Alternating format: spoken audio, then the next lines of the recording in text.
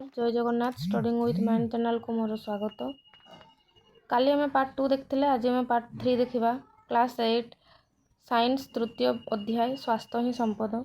काली आम देखी विभिन्न रोग आउ तार रोग कारक आम बुझीपर जे संक्रामक रोग किपरि व्यापी थाए एवं सेगुड़िक किपरि रोक जाई पारिबो। एठारे किछि सरल किंतु गुरुत्वपूर्ण सतर्कता दि जाइछे।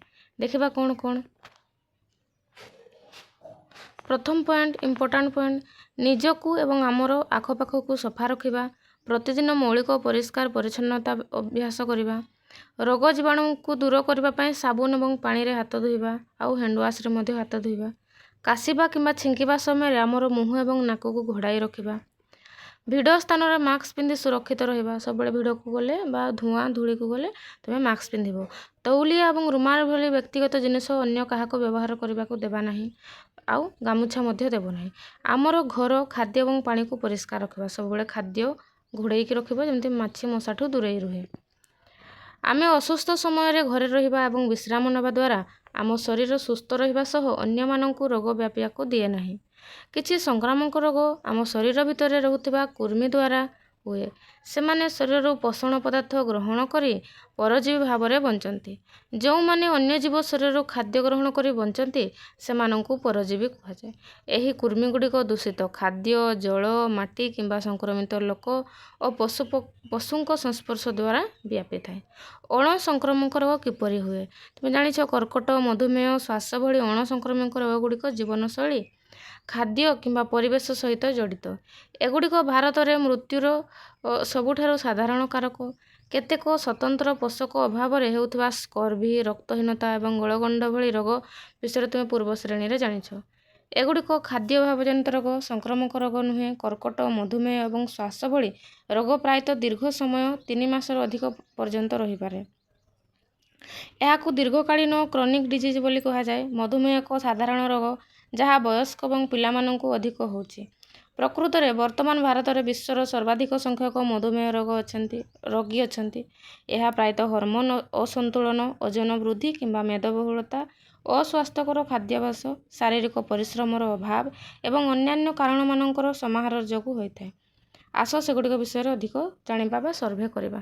देखिबा तुम पड़ोसी पाखु बुझिक रख केते जण डाक्टर सहित कथा हो। देखिबा सारण को पूरण कर एवं जीवनशैली संबंधी रोग विषय अधिक जानिबा।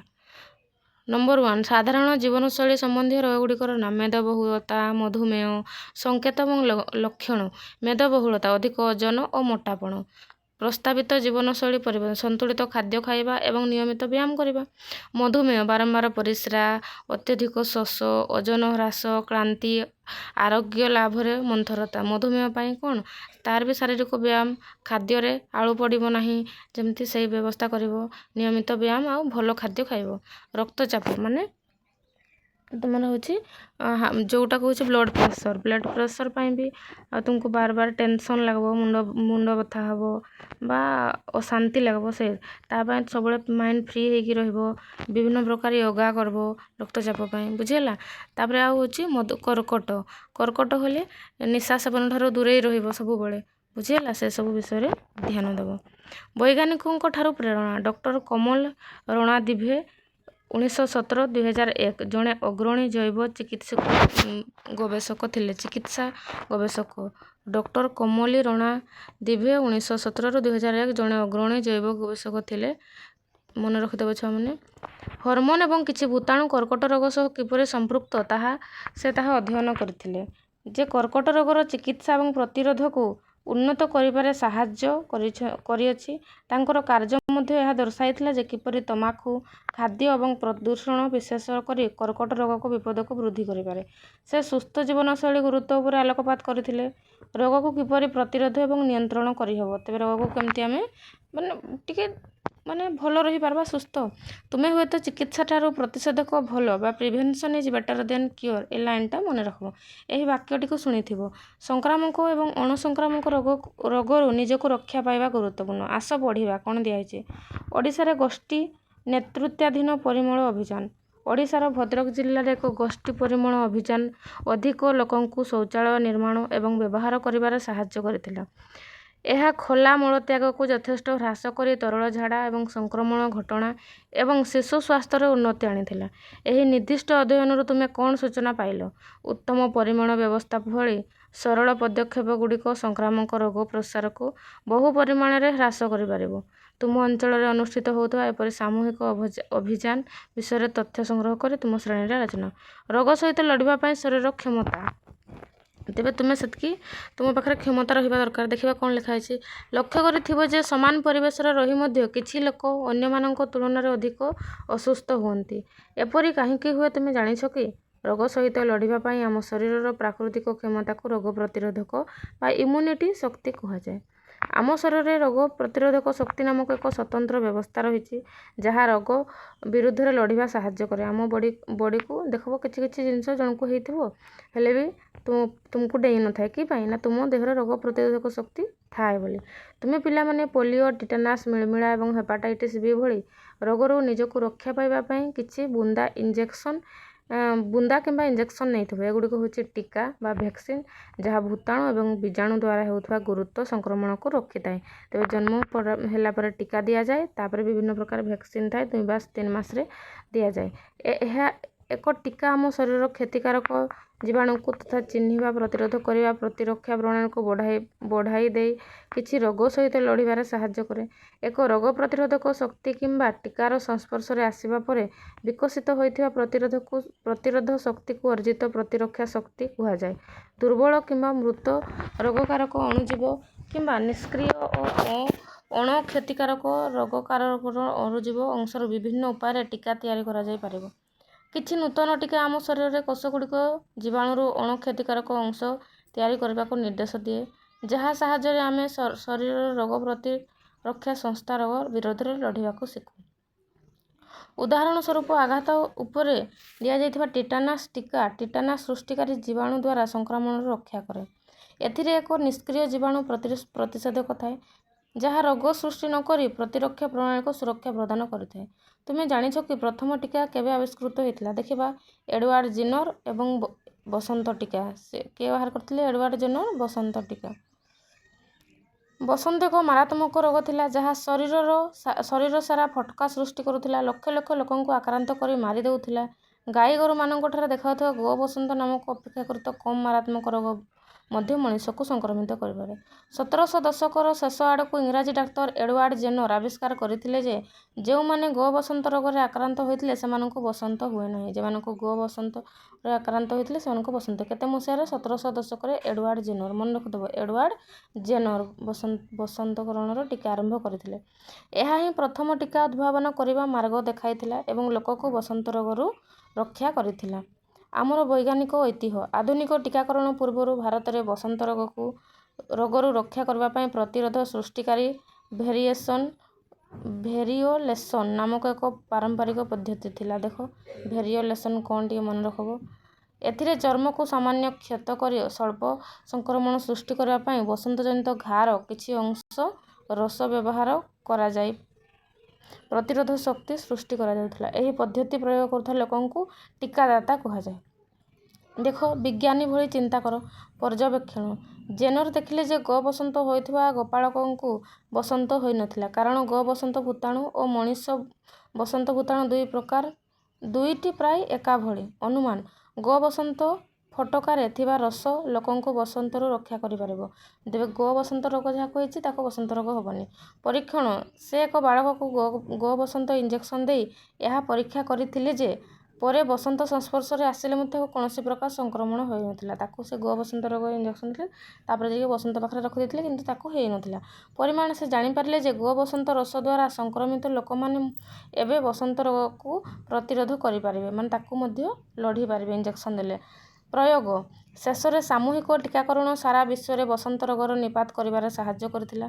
ଟୀକା ହେଉଛି ଶିଶୁଠାରୁ ବୃଦ୍ଧ ପର୍ଯ୍ୟନ୍ତ ସମସ୍ତ ବୟସର ଲୋକମାନଙ୍କୁ ଅନେକ ଗୁରୁତର ରୋଗରୁ ରକ୍ଷା କରିବାର ସବୁଠାରୁ ପ୍ରଭାବଶାଳୀ ଉପାୟ ମଧ୍ୟରୁ ଗୋଟିଏ। ଏହା ଶରୀରକୁ ରୋକିବାରେ, ସଂକ୍ରମଣର ପ୍ରସାରକୁ ହ୍ରାସ କରିବାରେ ଏବଂ ପ୍ରତିବର୍ଷ ଲକ୍ଷ ଲକ୍ଷ ଜୀବନ ବଞ୍ଚାଇବାରେ ସାହାଯ୍ୟ କରେ।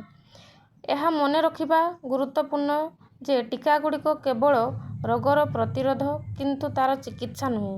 କୌଣସି ଏକ ଗୁରୁତର ରୋଗ ଆକ୍ରମଣ କରିବା ପୂର୍ବରୁ ଏହା ତା'ର ବିସ୍ତାରକୁ କମ୍ କରିବାରେ ସାହାଯ୍ୟ କରିପାରେ। କିନ୍ତୁ ଏହି ଅସୁସ୍ଥ ହୋଇଯାଇଥିଲେ ଟୀକା ଦ୍ୱାରା ଚିକିତ୍ସା କରାଯାଏ ନାହିଁ।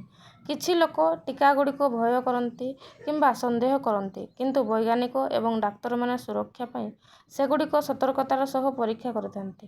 ଟୀକାକରଣ କେବଳ ଆପଣଙ୍କୁ ନୁହେଁ ବରଂ ଆପଣଙ୍କ ଚାରିପାଖରେ ଥିବା ଲୋକଙ୍କୁ ସୁରକ୍ଷା ଦିଏ। କେବେ ଶୁଣିଛ କି ଟୀକା ଉତ୍ପାଦନରେ ଭାରତର ଭୂମିକା? ଭାରତର ସର୍ବବୃହତ୍ ଟୀକା ଉତ୍ପାଦନକାରୀ ଦେଶ ମଧ୍ୟରୁ ଗୋଟିଏ। ଆମ ଦେଶ ବିପୁଳ ପରିମାଣରେ ଟଙ୍କା ପ୍ରସ୍ତୁତ କରେ ଅନେକ ଦେଶକୁ ଯୋଗାଇଥାଏ। ଭାରତୀୟ ଟୀକା କମ୍ପାନୀ ମହାମାରୀ କୋଭିଡ୍-19 ସମୟରେ ଏକ ଗୁରୁତ୍ୱପୂର୍ଣ୍ଣ ଭୂମିକା ଗ୍ରହଣ କରିଥିଲା। ଯେବେ ବସନ୍ତ ରୋଗ ହୋଇଥିଲା, ପୁଣି କୋଭିଡ୍-19 ବେଳେ ମଧ୍ୟ କରିଥିଲେ ଏବଂ ବିଶ୍ୱ ସ୍ୱାସ୍ଥ୍ୟ କାର୍ଯ୍ୟକ୍ରମକୁ ଆମ ଦେଶର ସମର୍ଥନ ଜାରି ରହିଛି। ବୈଜ୍ଞାନିକଙ୍କଠାରୁ ପ୍ରେରଣା ଡକ୍ଟର ମହାରାଜ କିଶନ ଭାନ୍ ଜଣେ ପ୍ରସିଦ୍ଧ ଭାରତୀୟ ଡାକ୍ତର ଏବଂ ବୈଜ୍ଞାନିକ ଥିଲେ। ଜୈବ ପ୍ରଯୁକ୍ତି ବିଦ୍ୟା ବିଭାଗର ସଚିବ ଭାବରେ ସେ ଭାରତରେ ବିଜ୍ଞାନ ଏବଂ ସୃଜନଶୀଳତାକୁ ପ୍ରୋତ୍ସାହିତ କରିଥିଲେ। ସେ ରୋଟାଭାଇରସ୍ ଟୀକା ବିକଶିତ କରିବାରେ ଏକ ଗୁରୁତ୍ୱପୂର୍ଣ୍ଣ ଭୂମିକା ଗ୍ରହଣ କରିଥିଲେ। ରୋଟାଭାଇରସ୍ କିଏ କରିଥିଲେ? ଡକ୍ଟର ମହାରାଜ କିଶନ, ଯାହା ପିଲାମାନଙ୍କୁ ହଇଜା ରୋଗରୁ ରକ୍ଷା କରେ। ସେ ସୁଲଭ ସ୍ୱାସ୍ଥ୍ୟ ସେବା ସୃଷ୍ଟି କରିବା ପାଇଁ ଗବେଷଣାକୁ ବ୍ୟବହାର କରିବାରେ ବିଶ୍ୱାସ କରୁଥିଲେ ଏବଂ ଭାରତର ସ୍ୱାସ୍ଥ୍ୟ ଏବଂ ଜୈବ ପ୍ରଯୁକ୍ତି ବିଦ୍ୟା କ୍ଷେତ୍ରରେ ଏକ ବଡ଼ ପରିବର୍ତ୍ତନ ଆଣିଥିଲେ। ରୋଗର ଚିକିତ୍ସା। ଯଦି ଆମର ପ୍ରତିରକ୍ଷା ପ୍ରଣାଳୀ ଆମକୁ ଏକ ସଂକ୍ରମଣ ରୋଗ ବିରୁଦ୍ଧରେ ସୁରକ୍ଷା ଦେବାରେ ବିଫଳ ହୁଏ, ତେବେ ଆମେ ଅସୁସ୍ଥ ହୋଇପଡ଼ୁ ଏବଂ ଡାକ୍ତରଙ୍କ ପାଖକୁ ଯିବାକୁ ପଡ଼ିଥାଏ। ଡାକ୍ତର ଆମକୁ ପ୍ରତିଜୀବକ ବା ଆଣ୍ଟିବାୟୋଟିକ୍ ନାମକ ଔଷଧ ଦେଇପାରନ୍ତି। ତାହା ରୋଗ ସୃଷ୍ଟି କରିଥିବା ବୀଜାଣୁକୁ ମାରିଦିଏ। ଆଣ୍ଟିବାୟୋଟିକ୍ କେବଳ ବୀଜାଣୁ ସଂକ୍ରମଣ ବିରୁଦ୍ଧରେ କାମ କରେ କାରଣ ସେମାନେ ନିର୍ଦ୍ଦିଷ୍ଟ ଭାବରେ ବୀଜାଣୁ କୋଷର ଅଂଶଗୁଡ଼ିକ ନଷ୍ଟ କରନ୍ତି, ଯାହା ମଣିଷ କିମ୍ବା ଅନ୍ୟ ପ୍ରାଣୀ କୋଷଠାରୁ ଭିନ୍ନ। ଆଣ୍ଟିବାୟୋଟିକ୍ ଆଦି ପ୍ରାଣୀ ଓ ଭୂତାଣୁ ଦ୍ୱାରା ହେଉଥିବା ସଂକ୍ରମଣ ବିରୁଦ୍ଧରେ କାମ କରେ ନାହିଁ। ବୈଜ୍ଞାନିକଙ୍କ ଭଳି ଚିନ୍ତାଧାରା କର। ସବୁବେଳେ ବୈଜ୍ଞାନିକ ଚିନ୍ତାଧାରା। ପ୍ରଥମ ଆବିଷ୍କୃତ ପ୍ରତିଜୀବକ ବା ପେନିସିଲିନ୍। ପେନିସିଲିନ୍ ଲଣ୍ଡନର ଜଣେ ବୀଜାଣୁତତ୍ତ୍ୱ ଆଲେକ୍ଜାଣ୍ଡାର ଫ୍ଲେମିଂ। ତେବେ କିଏ ବାହାର କରିଥିଲେ ପେନିସିଲିନ୍? ନା ଆଲେକ୍ଜାଣ୍ଡାର ଫ୍ଲେମିଂ। ମନେ ରଖିଦେବ ମସିହାଟାକୁ। 1928ରେ ଆବିଷ୍କାର କରାଯାଇଥିଲା। କ୍ଷତିକାରକ ବୀଜାଣୁ ଅଧ୍ୟୟନ କରୁଥିଲେ ସମୟରେ ସେ ଦେଖିଲେ ଯେ ଏକ ଫିମ୍ପି ପରିତ୍ୟକ୍ତ କାଚ ପାତ୍ର ଉପରେ ବୀଜାଣୁର ବୃଦ୍ଧିକୁ ବନ୍ଦ କରିଦେଇଥିଲା। ସେ ଅନୁଭବ କଲେ ଯେ ଏହି ଫିମ୍ପି ଏପରି ଏକ ପଦାର୍ଥ ନିର୍ଗତ କରେ ଯାହା ରୋଗକାରକ ବୀଜାଣୁକୁ ମାରିଦେଇଥିଲା। ଏହି ଆକସ୍ମିକ ଆବିଷ୍କାର ହିଁ ପେନିସିଲିନ୍ ଭଳି ପ୍ରତିଜୀବକର ସୃଷ୍ଟି କଲା, ଯାହା ବୀଜାଣୁ ସଂକ୍ରମଣର ଚିକିତ୍ସା ପାଇଁ ବ୍ୟବହୃତ ପ୍ରଥମ ଆଣ୍ଟିବାୟୋଟିକ୍। ଯଦିଓ ପ୍ରଭାବଶାଳୀ ପ୍ରତିଜୀବକର ଆବିଷ୍କାର ପରଠାରୁ ଲକ୍ଷ ଲକ୍ଷ ଜୀବନ ବଞ୍ଚିପାରିଛି ଓ ବୀଜାଣୁ ସଂକ୍ରମଣରୁ ଆମକୁ ସୁରକ୍ଷା ଦେଇଛି, କିନ୍ତୁ ପ୍ରତିଜୀବକର ଅତିଚାରିତ ବ୍ୟବହାର ଅନୁଚିତ।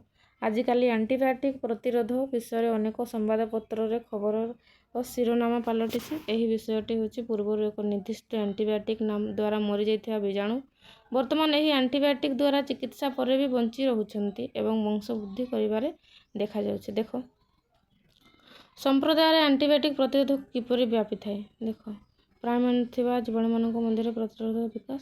এই ଚିତ୍ରଟାକୁ ଦେଖିଦିଅ ଟିକେ ପିଲାମାନେ, ବୁଝିହେଲା?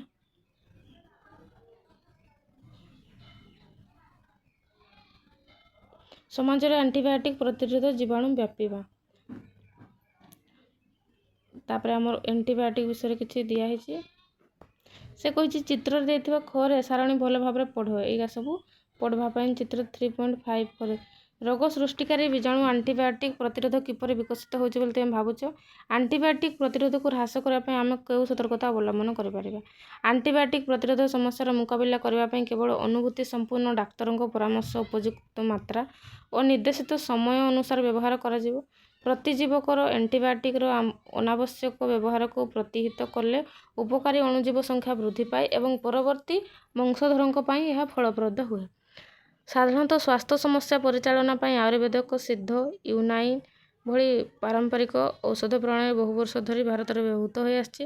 ରୋଗର ନିରାକରଣ ତଥା ସୁସ୍ଥ ଶରୀର ପାଇଁ ସେମାନେ ଉତ୍ତମ ଜୀବନଶୈଳୀ ଓ ସୁଷମ ଖାଦ୍ୟ ପ୍ରୋତ୍ସାହିତ କରୁଛନ୍ତି। ଦେଖ, ଆଣ୍ଟିବାୟୋଟିକ୍ ପ୍ରତି ବ୍ୟାକ୍ଟେରିଆ କିପରି ପ୍ରତିରୋଧୀ ହୁଏ।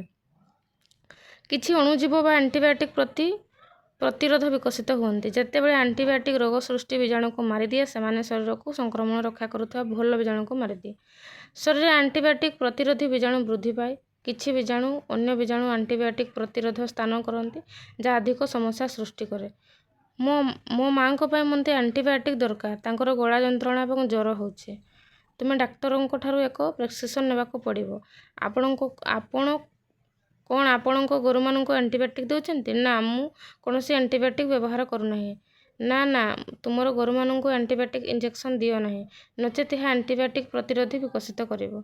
ଆଣ୍ଟିବାୟୋଟିକ୍ ପ୍ରତିରୋଧୀ ବୀଜାଣୁ ଏବଂ ପ୍ରତିରୋଧକ ପଦକ୍ଷେପ ସେ କଥା ହେଉଛନ୍ତି ଦେଖିବ। ଯଦିଓ ଏହି ବ୍ୟବସ୍ଥା କେତେକ ପରିସ୍ଥିତିରେ ଦୈନନ୍ଦିନ ସୁସ୍ଥତା ପାଇଁ ଉପଯୋଗୀ, କିନ୍ତୁ ସେଗୁଡ଼ିକ ସମସ୍ତ ପ୍ରକାର ରୋଗ ଓ ରୋଗର ସବୁ ସ୍ତର ପାଇଁ ପ୍ରଭାବଶାଳୀ ହୋଇନଥାଏ। ଅଣସଂକ୍ରାମକ ରୋଗ ପାଇଁ ଲକ୍ଷଣଗୁଡ଼ିକ ଠିକ୍ ଭାବରେ ପରିଚାଳନା କରି ଉପଯୁକ୍ତ ଔଷଧ ପ୍ରୟୋଗ ଜୀବନଶୈଳୀ ପରିବର୍ତ୍ତନ ଦ୍ୱାରା ଜୀବନ ଗୁଣବତ୍ତା ବୃଦ୍ଧି ଭିତ୍ତିକ ଚିକିତ୍ସା ପଦ୍ଧତି ଉପରେ ଧ୍ୟାନ ଦିଏ। ପ୍ରାରମ୍ଭିକ ଅବସ୍ଥାରେ ରୋଗ ଚିହ୍ନଟ ଏକ ନିରନ୍ତର ଯନ୍ତ୍ର ମାଧ୍ୟମରେ ରୋଗର ଅଗ୍ରଗତିକୁ ନିୟନ୍ତ୍ରଣ କରିବା ଓ ଜଟିଳତାକୁ ରୋକିବା ସମ୍ଭବ ହୋଇଥାଏ। ତେବେ ମୁଖ୍ୟ ବିନ୍ଦୁ କ'ଣ ଦିଆହେଇଛି? ସ୍ୱାସ୍ଥ୍ୟ କହିଲେ କେବଳ ରୋଗ ଅନୁପସ୍ଥିତି ନୁହେଁ, ବରଂ ଶାରୀରିକ, ମାନସିକ ଏବଂ ସାମାଜିକ ସୁସ୍ଥତାକୁ ବୁଝାଇଥାଏ। ଖୁସିରେ ରହିବା ଦ୍ୱାରା ଆମେ ସକ୍ରିୟ ଓ ସୁସ୍ଥ ରହିଥାଉ ଏବଂ ଉତ୍ତମ ସ୍ୱାସ୍ଥ୍ୟ ମଧ୍ୟ ଆମର ମନୋଭାବକୁ ଉନ୍ନତ କରେ। ଶାରୀରିକ ସ୍ୱାସ୍ଥ୍ୟ ଏବଂ ଖୁସି ଅନୁଭବ କରିବା ପରସ୍ପର ପରିପୂରକ। ଏକ ରୋଗ ଶରୀର କିମ୍ବା ମନର ସାଧାରଣ କାର୍ଯ୍ୟକୁ ପ୍ରଭାବିତ କରେ। ଲକ୍ଷଣଗୁଡ଼ିକ ହେଉଛି ଯାହା ଆମେ ଅନୁଭବ କରୁ, କିନ୍ତୁ ସଂକେତଗୁଡ଼ିକ ଦେଖାଇପାରେ କିମ୍ବା ମପାଯାଇପାରେ। ମଧୁମେହ ଏବଂ ହୃଦ୍ରୋଗ ପରି ଅଣସଂକ୍ରାମକ ରୋଗଗୁଡ଼ିକ ବୀଜାଣୁ ଦ୍ୱାରା ବରଂ ନୁହେଁ, ଜୀବନଶୈଳୀ ଏବଂ ପରିବେଶ କାରଣ ଦ୍ୱାରା ହୋଇଥାଏ। ସୁସ୍ଥ ଅଭ୍ୟାସ, ଜୀବନଶୈଳୀ ପରିବର୍ତ୍ତନ ଏବଂ ନିୟମିତ ବ୍ୟାୟାମ ଦ୍ୱାରା ଏଗୁଡ଼ିକ ପ୍ରାୟତଃ ରୋକାଯାଇପାରିବ। ସଂକ୍ରାମକ ରୋଗଗୁଡ଼ିକ ବୀଜାଣୁ ଦ୍ୱାରା, ଭୂତାଣୁ ଦ୍ୱାରା, କୃମି ଦ୍ୱାରା ସୃଷ୍ଟି ହୋଇଥାଏ। ଆମର ପ୍ରତିରକ୍ଷା ପ୍ରଣାଳୀ ଆମକୁ କ୍ଷତିକାରକ ରୋଗ ଜୀବାଣୁଠାରୁ ରକ୍ଷା କରିବାରେ ସାହାଯ୍ୟ କରେ। ଜୀବାଣୁର ମୃତ, ଦୁର୍ବଳ କିମ୍ବା ଅଣ-କ୍ଷତିକାରକ ଅଂଶ ବ୍ୟବହାର କରି ଟୀକା ରୋଗକୁ ରୋକିବା ପାଇଁ ଶରୀରର ପ୍ରତିରକ୍ଷା ପ୍ରଣାଳୀକୁ ତାଲିମ ଦିଏ। ରୋଗର ପରିଚାଳନା ଏବଂ ନିରାକରଣ ପାଇଁ ରୋଗର ଚିହ୍ନଟ ଏବଂ ଚିକିତ୍ସା ଅତ୍ୟନ୍ତ ଗୁରୁତ୍ୱପୂର୍ଣ୍ଣ। ତେବେ ଜିଜ୍ଞାସା ବଜାୟ ରଖ। ଆମେ ଏ କ୍ୱେଶ୍ଚନ୍ ଆନ୍ସର୍ କାଲି କରିବା। ତେବେ ଦେଖିବ, ସମସ୍ତେ ରୋଗ ହେଉଛି ମାନେ ତୁମେ ସାଙ୍ଗେ ସାଙ୍ଗେ ମେଡ଼ିକାଲକୁ ଯାଅ। ବିଭିନ୍ନ ରୋଗ ହେଉଛି ତୁମେ ମେଡ଼ିକାଲକୁ ଯାଅ, ସେଠି ଡକ୍ଟରଙ୍କୁ ମାନେ ଡିଟେଲ୍ସ କୁହ, ତାପରେ ମେଡ଼ିସିନ ନେଇକି ଆସ। ଏତିକି କହି ମୁଁ କ୍ଲାସ୍ଟା ଶେଷ କରୁଛି। ନେକ୍ସଟ କ୍ଲାସ୍ରେ କ୍ୱେଶ୍ଚନ୍ ଆନ୍ସର୍ ଷ୍ଟାର୍ଟ କରିଦେବା। ରହୁଛି। ଜୟ ଜଗନ୍ନାଥ। ଭଲ ଲାଗିଲେ ଲାଇକ୍ କରିବ, ସେୟାର କରିବ, କମେଣ୍ଟ ମଧ୍ୟ କରିବ। ସାଙ୍ଗମାନଙ୍କୁ ସେୟାର ମଧ୍ୟ କରିଦେବ। Thank you.